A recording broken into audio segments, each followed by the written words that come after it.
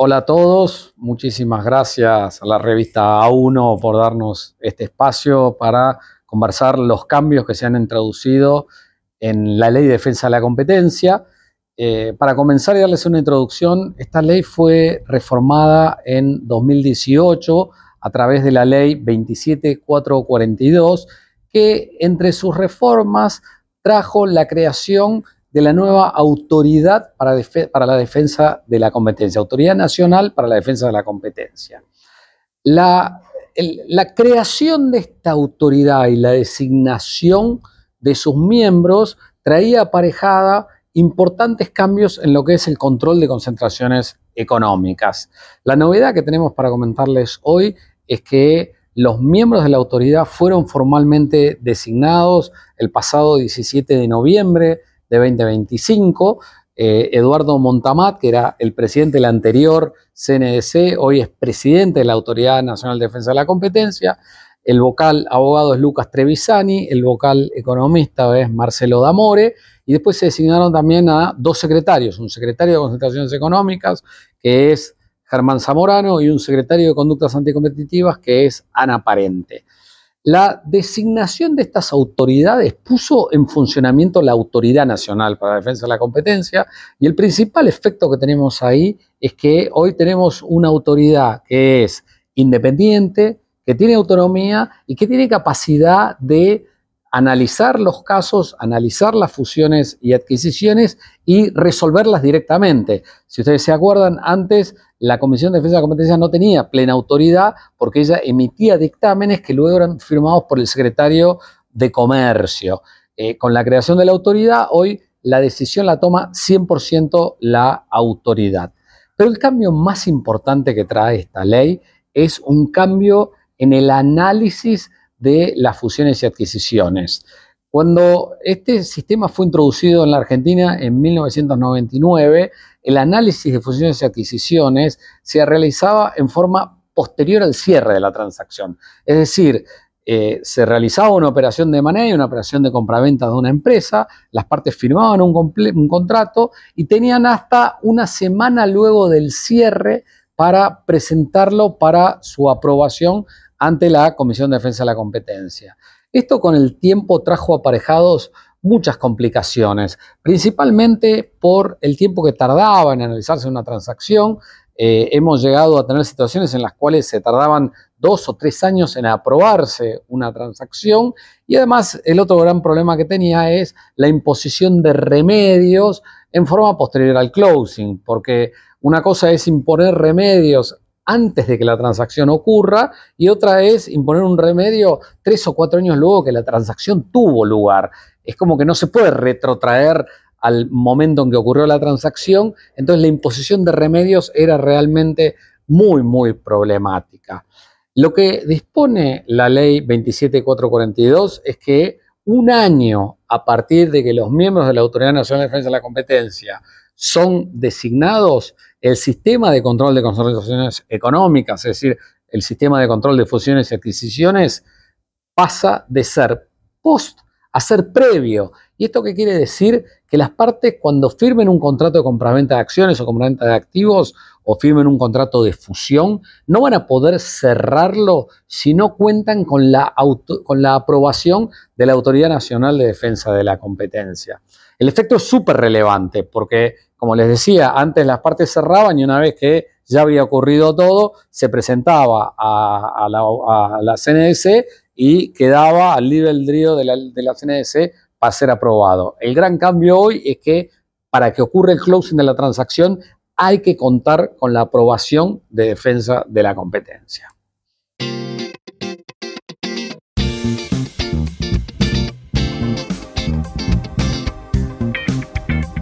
El principal beneficio que el nuevo sistema va a traer es le va a dar mayor certidumbre a las empresas cuando estén buscando cerrar una transacción en la Argentina.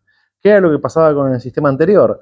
Vos cerrabas, se notificaba y, como hace un rato estaba mencionando Miguel, lo que te podía llegar a pasar es que tal vez 2 o 3 años luego de haber presentado la transacción, luego de haber cerrado la transacción, tendrías que negociar remedios o algún tipo de solución en casos problemáticos.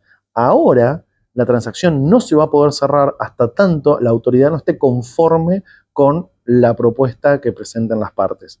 Esto va a llevar a un escenario en donde las partes van a tener que ser muy proactivas con sus soluciones, van a tener que ser rápidas y sobre todo no van a poder dilatar el análisis por parte de la comisión porque va a ser en perjuicio propio. Entonces, en esto, las partes van a tener que presentar información completa, van a necesitar responder todos los requerimientos lo más rápido posible y en caso que la comisión emitiese un informe de objeciones, se va a tener que apurar en contestarlo y en ofrecer soluciones. Ahora, el otro efecto que trae este sistema pre-closing es que todas las transacciones a ser cerradas en Argentina se van a alinear con todas las presentaciones mundiales por la misma transacción. En la actualidad, mientras todavía rige el sistema post-closing, lo que termina pasando es que todas las transacciones, todas las jurisdicciones analizan la transacción, la aprueban o imponen remedios, pero la autoridad argentina no puede hablar con esas autoridades extranjeras hasta tanto no haya un expediente. Y como el expediente solamente se presenta post-closing, para el momento en el que la Argentina estaría disponible para poder hablar, ya es historia vieja en el resto del mundo. Esto hoy, a partir del 17 de noviembre, del 17 de noviembre de 2026, va a cambiar. ¿Por qué? Porque la autoridad argentina va a poder estar hablando con las otras autoridades mundiales, coordinando remedios y sobre todo compartiendo lo que son las teorías del daño, en el sentido de en poder analizar de qué manera la transacción puede generar algún tipo de problema. El otro gran desafío que va a estar generando todo este sistema es que las partes van a tener que ser muy cuidadosas con respecto a lo que se conoce como el gun jumping o una implementación previa de la transacción. En la actualidad, como estamos en un sistema post-closing, no hay tanto un problema con respecto a implementación previa de la transacción. Mientras que en un sistema previo, las partes entre lo que es la firma y el efectivo cierre no van a tener que realizar ningún tipo de acto que se pudiera considerar como algún tipo de toma de control de facto o cambio de autoridades o algún tipo de injerencia en el negocio del target. Caso contrario, podrían encontrarse sujetos a unas multas de gun jumping que son muy importantes conforme establece la 27442.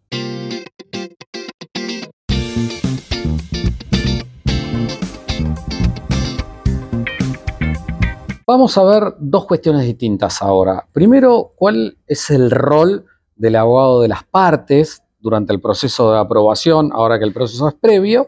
Y segundo, ¿qué es lo que pasa en este periodo de transición entre el 17 de noviembre de 2025 y el 17 de noviembre de 2026?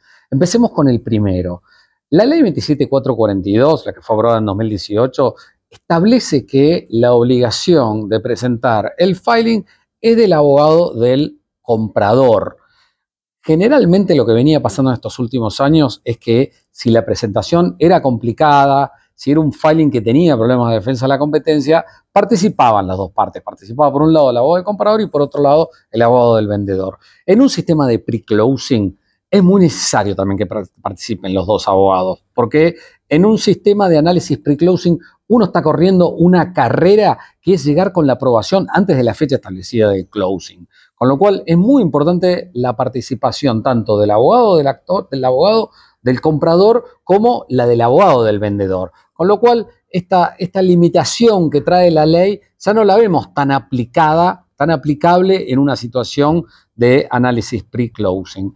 Y el segundo punto que queremos conversar es cómo es este periodo de transición, este año que se inició el 17 de noviembre pasado y que finaliza el 17 de noviembre de 2026. Nosotros, para transacciones complicadas, transacciones complejas que pueden tardar un año en ser aprobadas por la complejidad del análisis antitrust que tienen, lo que estamos recomendando es que ya hoy lo tomen como un análisis pre-closing. ¿Qué es lo que quiero decir? Si uno sabe que la transacción tiene como fecha estimada de cierre principios de noviembre de 2026, lo conveniente es hacer el filing ya y tomarlo como si fuera un análisis pre-closing para cuando se llegue a principios de noviembre de 2026 ya tener la transacción aprobada. Porque no sea cosa que uno tarde en hacer el filing, lo haga a mediados del año que viene y llegue, opere la fecha del 17 de noviembre de 2026 y la transacción no va a estar aprobada. ¿Cuál es el problema ahí? Que la transacción no va a poder ser cerrada, porque eso es lo que impide la ley. la ley transforma el sistema en pre-closing diciendo, si no tenés la aprobación de la Autoridad de Defensa de la Competencia, no vas a poder cerrar la transacción. Con lo cual, nosotros ya estamos trabajando en transacciones grandes, transacciones que tienen problemas desde el punto de vista de defensa de la competencia, y las estamos tomando como si fueran pre-closing. Desde el primer momento que tenés algún acuerdo binding entre las partes, eso ya es suficiente para presentarlo a la hoy Autoridad Nacional de Defensa de la Competencia e iniciar el proceso de aprobación de la transacción.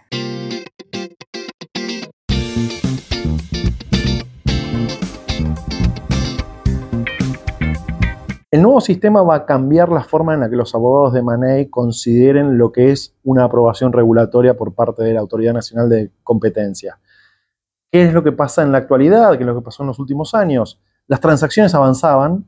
En algunos casos se hacían análisis antitrust previos para analizar un poco los riesgos que podrían levantarse durante el análisis de la transacción, pero en muchísimos casos se avanzaba sin siquiera analizarlo porque total era un problema del futuro. Se cerraba la transacción y luego se lidiaba con la aprobación regulatoria.